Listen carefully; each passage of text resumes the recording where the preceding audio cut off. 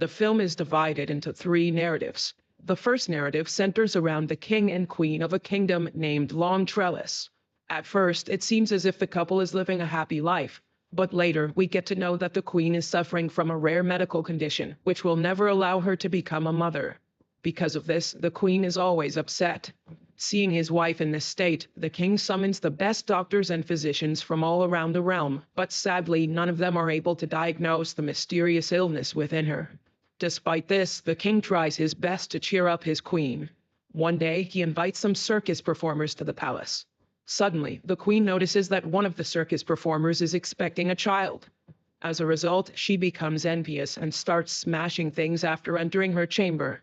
When the king finds out about this, he pays a visit to her room and vows to go to any extent to solve her problem. Late at night, a strange necromancer arrives at the castle, claiming that he can solve the queen's pregnancy problem.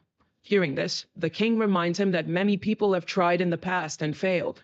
However, the necromancer is adamant that the queen can bear a baby, but it depends on how far the king is willing to go for his queen. The king responds, "To the last extent." The necromancer reveals that he has years of experience and knows a lot about nature. Furthermore, he says that nature must always be in balance, and that if the king desires a life, he must also sacrifice one. Despite his weird claims, the king and queen give him their full support. After this, the necromancer begins describing the process. The king will have to capture a sea monster, whose heart will be used to cure the queen's illness. Then, a pure and unmarried lady will prepare it, which will be eaten by the queen. In this way, the necromancer assures that the queen will become pregnant. Hearing this, the king immediately agrees to hunt down the sea monster and begins the preparations. The following day, the king sets out on his mission. He finds the creature in one of the rivers. When the monster is sleeping, the king walks into the ocean to attack it. He's eventually successful in slaying the beast, but gets critically injured in the struggle. Soon, he succumbs to his injuries, but before he does, he removes the creature's heart. The queen then returns to the castle, covering the heart with a cloth. Later, a maid at the castle is found to be unmarried and pure. As a result, she's tasked with preparing the heart. While cooking, she experiences strange sensations and suddenly becomes pregnant. Soon, the queen consumes the heart, and finally, she becomes pregnant. In the next scene, the maid and the queen give birth to their children at the same time. The boys look to be the same age. The queen's son is named Elias, whereas the maid's son is named Jonah. The movie then fast-forwards to 16 years, where the children have now become adults. The queen is living a happy life with her son Elias, as she thinks that she's been given a second chance at life. However, the two children who were born on the same day and look like twins are not typical children, as the sea monster is represented by the white tone of their hair. They have a strong friendship and are extremely close to each other. The queen, on the other hand, despises their friendship. She informs her son that as a prince, he's not permitted to be friends with the maid's son, Jonah. Despite this, Elias ignores his mother and continues to meet with Jonah. Later, we also get to know that the kids have the capacity to breathe underwater in a unique way. In the next scene, the queen threatens her maid that if she doesn't prevent her son from meeting Elias, she and her kid will be expelled from the country. Nonetheless, the two seem unconcerned and meet on a regular basis. They cross the line one day when Jonah wears Elias's clothing and goes to the queen.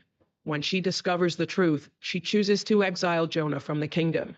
Elias makes an attempt to stop him but fails. Jonah then cuts off a tree with his knife and water starts to flow from there. He tells Elias that as long as the water is clean, he should know that he's alive, and as soon as it becomes red, he should understand that Jonah's life is in jeopardy. After saying that, he walks away. Elias checks the water regularly to see if it has turned red. One day, the water turns red and he realizes that something is wrong. In order to find Jonah, he leaves the kingdom without notifying his mother. After a long search, Elias finally reaches Jonah's house. He discovers that Jonah has married a young woman. The people there identify him as Jonah, since they share the same facial features. Then he learns that Jonah had gone to the forest 5 days ago and has not returned since. Elias then goes out in search of Jonah, while the queen grows more concerned about him. Left with no options, she approaches the necromancer again, but he asks the same thing: that if she wants her kid to return, she must make a life sacrifice. The queen immediately accepts this proposal. Elsewhere, Jonah is seen injured inside a cave. A flying creature then strikes and attempts to kill him. After hearing him scream, Elias locates Jonah and terminates the creature with his sword. However, Elias is unaware that the creature is none other than his own mother. But that's what was agreed upon. Life for life. In the final scene of the first narrative, Elias ascends to the throne of the kingdom and the story ends. Following this, we're shown the second narrative. The king and two elderly ladies, Ima and Dora, are the focus of this narrative. The king is an extremely lustful individual who is constantly surrounded by females. He drinks heavily all the time and is yet to locate his queen. With that being said, he possesses the influence and fortune to marry anyone he pleases. Later, we're introduced to two elderly sisters who reside near the palace. One of them is named Dora and the other is Ima. Dora is a shrewd and selfish woman, while Ima is straightforward. They hardly leave their house and are also unmarried.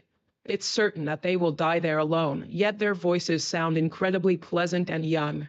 One morning, the king hears Dora singing and instantly gets smitten by her voice. As a result, he decides to meet her. Soon, the king approaches their door to get a glance of the woman. In his head, he thinks that Dora is young and beautiful. When he knocks on the door, the sisters start panicking, as they believe the king will get angry if he finds out about their appearance. After thinking for a while, they finally devise a plan and Dora requests the king to come back after a week, so that she will be more comfortable. In the next scene, the sisters strive very hard to make their fingers look young and beautiful. Dora covers her fingers with herbs, but they still look like those of an elderly person. But on the other hand, Ima had put her finger in her mouth for many days, and as a result, it's looking quite good and young. Today, a week has passed, and it is the day for the king's visit. When the king arrives there, Dora shows Ima's finger instead of her own. Now the king is not able to hold his emotions, and believes that he has found the love of his life. However, the sisters become more worried, because if the king finds out about their truth, he will most likely terminate them. After a lot of thinking, Dora proposes a condition. She will sleep with the king only if there is total darkness, and the king agrees. In the next scene, Ima starts tightening Dora's body with glue so that it may feel like a young girl's body. At midnight, one of the guards from the temple comes to pick Dora up while there is darkness in the palace. The king sleeps with Dora, but in the morning he realizes that he spent the night with an old and ugly lady. Enraged, he orders his guards to throw Dora out of the window. Luckily, she survives the fall. In the jungle, Dora witnesses magic as a witch arrives there and finds her. With her powers, the witch changes Dora into a beautiful young lady with long hair. The next day, the king visits the jungle for hunting and falls in love with young Dora at first sight. He brings her to his castle and decides to make her the queen.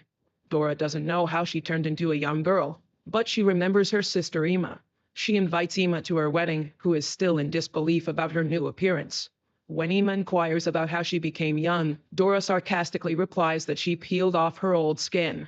However, Ima considers it to be true and visits an ironsmith to peel her old skin in exchange for a necklace. The ironsmith appears to be more stupid than Ima. He takes her to the jungle, ties her against a tree, and removes all her skin. In the next scene, Ima returns to the castle in a fragile state, and she passes away soon. Elsewhere, the magic that turned Dora into a young girl doesn't last long. She starts to grow old as her skin begins to fold. When she realizes that she's turning old, she runs away from the castle. The narrative ends on a sad note as Dora transforms into her older self completely. Following this, we're shown the third narrative, which is also about a king. The king is of a weird nature as his queen passed away long ago. He has an unmarried daughter named Violet, whom he has never truly loved. One day, the king sees a parasite insect on his hand, which is sucking on his blood. Instead of swatting it away, the strange king just lets it feed on himself. Later, he keeps the parasite in a glass box and allows it to feed on his blood every day. As time passes, the insect becomes huge. On the other hand, Violet, who has grown to be a beautiful young woman, always dreams of a prince. However, the irresponsible king could care less about her as he is always busy with his parasite pet. Unfortunately, one day the parasite becomes ill and dies. This devastates the king, so he peels its skin off and tells his daughter that the time has come to find a husband for her. He says that he's going to arrange a competition, and the one who wins it will get to marry her. On hearing this, Violet becomes happy, but also a little upset as she wanted to find a husband on her own. Despite this, she agrees to the king's decision. Soon, announcements about the competition are made throughout the kingdom. The king displays the parasite's skin in his palace and announces that whoever can guess the name of the insect will win. Many people try, but no one can answer correctly because that insect has never grown that big and old. Just then, a weird-looking ogre appears in the palace. He also wants to participate in the competition, and the king hesitantly allows him. The ogre then smells the skin and guesses the correct answer. Upon hearing this, a devastated Violet runs away to the roof and attempts to terminate herself. However, the king calms her down by saying that he cannot break his promise. Left with no other choice, Violet finally agrees. In the next scene, the ogre takes Violet far in the mountains where she cries for many days. One day, when he goes out hunting, she sees another lady on a nearby mountain. She begs for help and explains the whole scenario to her. The lady also sympathizes with her and promises to come for help. The next day, the lady, along with her family, arrives there to rescue Violet. While they're crossing over, the ogre arrives, but they successfully manage to cut the rope and he falls. Sometime later, the ogre finds the family and eliminates them one by one. He then chases Violet into a cave and begins hugging her. Violet also pretends to care, but the moment he's distracted, she finishes him off with a knife. In the next scene, Violet returns to the palace with the ogre's severed head and places it next to everyone. She then says, "This is the husband you chose," and starts crying. The king is also devastated by the sight and falls to his knees. In the final scene, Violet becomes the queen of the kingdom, and the movie ends here. That was all from the video. I hope you liked it. Subscribe for more content like this, and hit the like button to help us out. Also, leave a comment if you want us to recap your favorite movie. Until next time, take care.